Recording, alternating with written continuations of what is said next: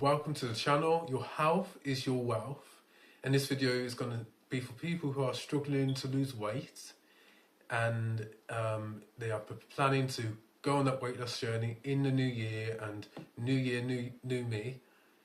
And yeah, so they're gonna be doing that, and they've tried every diet. They tried veganism, they tried carnivore, they tried the salad diet, the cabbage soup diet, they tried the Mediterranean diet, which is quite a contrived thing, and they've tried every diet in the book, and they cannot lose weight. What is going on here? If you could like, comment and subscribe. Comment down below of what you think of this video, and share once you've watched the video. So the first point is, when it comes to weight loss, people will say the calories that are very important, and there is truth to that. However, the calorie model does not take into account your metabolism. So it assumes that your metabolism is going to stay the same amount. So say you're burning 3,000 calories a day, and you're eating 3,200, and then you go down in calories to 2,000. Let's say this is just a example, 2,000, but your metabolic rate has dropped to 1,900. That's an exaggerated example, but that's what can happen. And then that's what can happen, and therefore that person is not losing weight. So the calories aren't coming out of thin air. It's not against the law of thermodynamics. It's that the metabolism has slowed down. The mechanisms and organs that control the metabolism are not working, or they have slowed down. Usually it's a thyroid issue. So that's why they don't lose weight, because the amount that they burn has gone down as they've reduced the calories as well. So it implies that my calories, you burn 3,000 calories a day, and the calorie model says drop it down to 2,500, 500 calories in between, but it does not take into account that your metabolic rate can slow down as well. And that's through hormonal things and a lot of things in your environment that affect your body. You're not your body's not like the way they come up with calories is how much the water evaporates or something of that notion. I can't think of it at this moment. But if you want to comment down, you can comment that down below if you know. I do know it, I just can't think of it. I've been preparing for this video. So that is one of the reasons.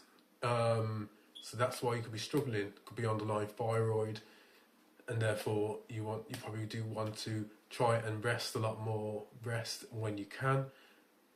Being in fight or flight mode, the stress mode constantly will tend to put pressure on the thyroid. Not sleeping well, being exposed to certain things, yada yada yada. So a lot of things can affect the thyroid. It's not 100% genetic, and it's how the environment and then your genetics mix together, and therefore can make these symptoms worse. If that makes sense, that can make have an impact on the thyroid. So it's a multifactorial thing that controls the thyroid. That can affect the thyroid. It's different things. It's not one thing or the other. So that can be a reason why you are struggling with your weight. Another reason. But another solution, a solution to losing weight, to try and lose weight, is to eat foods that are very satiating. So that could be, protein is very, very satiating. Fat is also satiating. You can go and look at the studies. They will say, fat and sugar is the least satiating. Doesn't really make sense. So I think in a lot of these studies, they're not very objective. They are using like the fat on donuts and sweet treats, and like biscuits. It's 15% fat. This is a fat food, and using that as an example, that's not going to keep you full because it has the sugar on it. The sugar is what drives the hunger. And the leptin resistance if you have too much of it over time. So fat and protein are the most satiating because fat takes a long time to digest. So fat on its own with protein and a bit of starches would be more satiating. Also adding a bit of fibre, which can also slow down the digestion and is good for the microbiome, feeding the bacteria and acting as a probiotic, which the bacteria will feed off, and it keeps the bacteria happy and healthy. Well, most people anyway. I do think some people, I'm going off on a tangent, but I'll leave that actually. That's for another video. Another one, so satiety, we're still on that. So fats, so what sort of fats would you have? You'd have butter, real butter, and try and get the best quality you can. The lard, tallow, or beef dripping. Also, ghee is really good. If you react to butter, then ghee's better. If you react to ghee, then it's best for you to go with a pure animal fat that is taken from the animal, obviously, so like lard or tallow, or bison fat if you live in America, or deer, you know, a fat from the animal, but I think deer is quite lean, really. So I don't think you can get a lot of fat from a deer. I don't think so. I don't know what it's called anyway. Also, so next, so protein. Obviously, you got your red meats. Obviously, a lot of the literature is still stuck in the 1980s and thinks, you know, they're completely bad for you. But a lot of the studies are done on American farms, aren't they? Where, you know, the regulations for what the animals eat and what they're supposed to isn't great. But if you get yourself some high quality beef, as it's quite nutrient dense, it's quite a nutrient dense food. Also pork.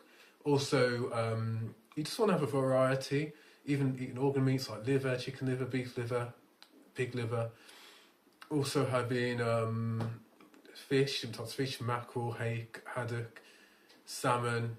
Have the fattier fish. You're still going to have the leaner leaner fish, but add the fat to it, and that'll make it more satiating, and you're also getting the vitamins from the fat. So they're my protein sources. Rotate between them. Have chicken and beef the one week, pork and chicken. No, have pork and lamb the other week. You know, so rotate through the meat sources, and that's good for the bacteria in the stomach because it's different amounts of bacteria and different types of meat, and you're giving them a variety of different bacteria to congregate to like mix with. Sorry. When you don't do that, and you just have steak every day, like they do on the carnivore diet,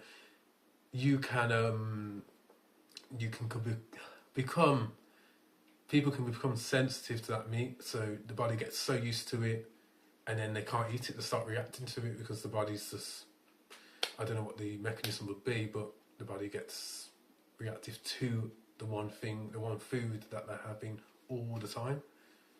With fat, you don't need to vary it that much as there's not a lot of bacteria on fat, so I don't think you need to vary it as much. But it's good to have the animal fat because you're getting A, D, E, and K in those fats, in the animal fats, especially in high quality animal fat, and omega-3s and a lot of other bits as well. Plant fats don't contain those. However, the lauric acid from coconut oil is quite beneficial, and the monounsaturated fat from the avocado, I think coconut's got a bit of it. Olive and avocado is the high quality, proper, oils purely from that plant. So they can be a great source as well, but you're not going to get the fat soluble vitamins, but you have other benefits from the oils basically. So you want to have a bit of plant oils, and then mostly I'd say animal fats as you get in the nutrition from the animal, if that makes sense. And then that will satiate you. And then again, whole foods, try and avoid ultra processed foods, try and make a healthier version of that food and meal prep it before, perhaps macadamia nuts or some sort of type of nut, or maybe fry up some pork belly, put it into cubes, and that can be a snack for you to have in between meals. Anything, make your own beef jerky, prepare it, as a lot of the one to have sugar on. I don't get why they put sugar on it. It doesn't need to taste sweet. Maybe a tiny bit for some recipes, but some of them it's like they're doused in like a syrup and all syrupy. I don't get it. Yeah. So fat and protein for society. Have snacks pre-prepared. Pre-prepare your meals in a batch. Chicken thighs, sorry. Have one per meal. A bit of rice. Have a couple of spoons of butter or fat of choice on that meal. And then have a bit of fibre with that meal. But try and avoid ultra-processed foods. That's the main thing. And make sure you get enough sleep so the body can rest. Resistance training is really beneficial to building the muscle mass. Even if it's body weight, it can be great to build up your muscle mass, therefore making it easier for you to control your blood glucose. Because when you have more muscle mass, more of the blood glucose goes into the muscle and can be absorbed. So it's like a buffer, has like a buffer effect on controlling the blood glucose. If you do have something that spikes your blood, it can help.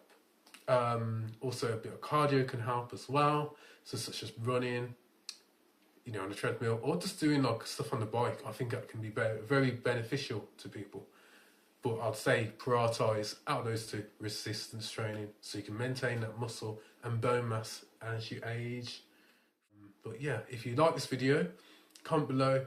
If you are struggling to lose weight and you would like a consultation, or would like to join a group course where I teach how to eat for busy professionals, and so how to eat for busy professionals and more traditional elements of eating, so how people used to eat and how to get your blood glucose under control, how to eat more nutritious foods, how to prepare those foods if you have a really busy day, what are the best methods, and also exercising for or at the desk or neck stretches. So it's a lot of things in this course, and if you want to join that, there should be a link below, and if you want a consultation, there should be a link below, and I'll sort you out and try my best to get it going. So if you like this video, comment below, like, share or subscribe, and that is it. Thank you for watching, thank you very much, and I'm out.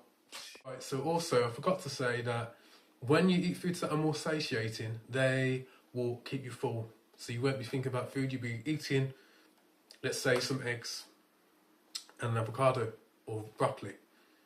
Or maybe you've got a little bit of starch, you've got a little bit of sweet potato, you've got the eggs, you've got a bit of butter on the eggs, real butter. And then they will keep you satiated and you'll be eating them. Oh, I'm full now. And then you will go a few hours without eating, 4 hours let's say, and then I'm starting to get a bit hungry. But you will find that with those foods, they control your blood sugar a bit more, and therefore your hunger is more controlled. So you just sort of, my body's telling me that I am full, I don't need to eat.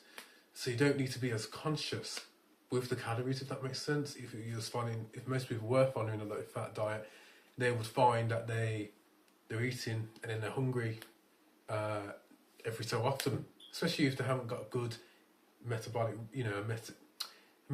health, or they've got poorly controlled glucose and insulin going on, then they will feel hungry after that. So that's a factor to take into account. So you feel more satiated, therefore you eat less naturally without being really conscious and over the top, using my what's it called, my Fitness Pal, how many calories I've got today, am I doing this, put this in, how much is this, No, you are eating the food and you are feeling satiated, and therefore you are it's a lot quicker, it's a lot better, because you don't think of food all the time, you're not so that's my main point, and I didn't really get across, but here it is, and thanks for watching, and bye.